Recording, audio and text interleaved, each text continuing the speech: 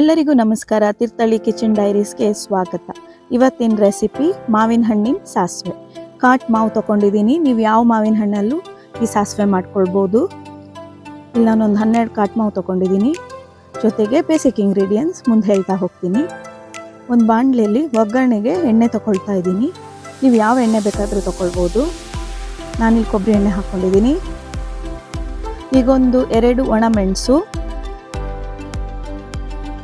ಹಾಗೆ 1 tea spoon ಉದ್ದಿನಬೇಳೆ, ಹಾಗೆ ಸಾಸಿವೆ 1 ಟೀ ಸ್ಪೂನ್ ಸಾಸಿವೆ,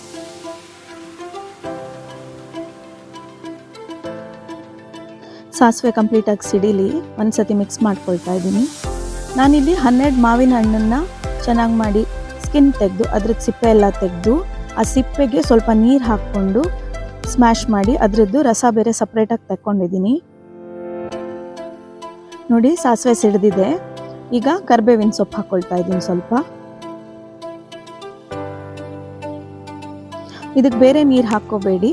ಆ ಮಾವಿನಕಾಯಿ ಸಿಪ್ಪೆ ನೀರಿರುತ್ತಲ್ವ, ಅದೇ ಸಾಕು. ನೋಡಿ, ಈ ಒಗ್ಗರಣೆಗೆ ಈಗ ಮಾವಿನಕಾಯಿದ್ದು ಸಿಪ್ಪೆ ನೀರು ಹಾಕ್ಕೊಂಡೆ. 1 ಕಪ್ಪಷ್ಟು ತೊಗೊಂಡಿದ್ದೀನಿ ನಾನು. ಇದು ಚೆನ್ನಾಗಿ ಒಂದು ಕುದಿ ಬರಲಿ.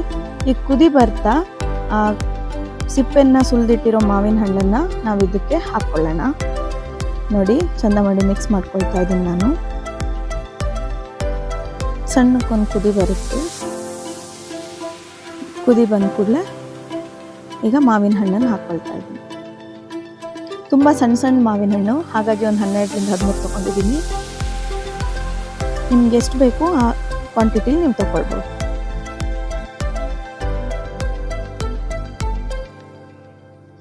ಇದನ್ನೀಗ ಚೆನ್ನಾಗಿ ಒಗ್ಗರಣೆಯಲ್ಲಿ ಮಿಕ್ಸ್ ಮಾಡ್ಕೊಳ್ಳೋಣ.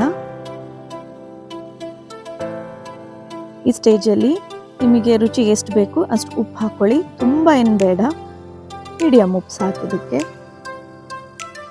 ಹಾಗೆ 2 ಉಂಡೆ ಬೆಲ್ಲ ಹಾಕ್ಕೊಳ್ತಾ ಇದ್ದೀನಿ.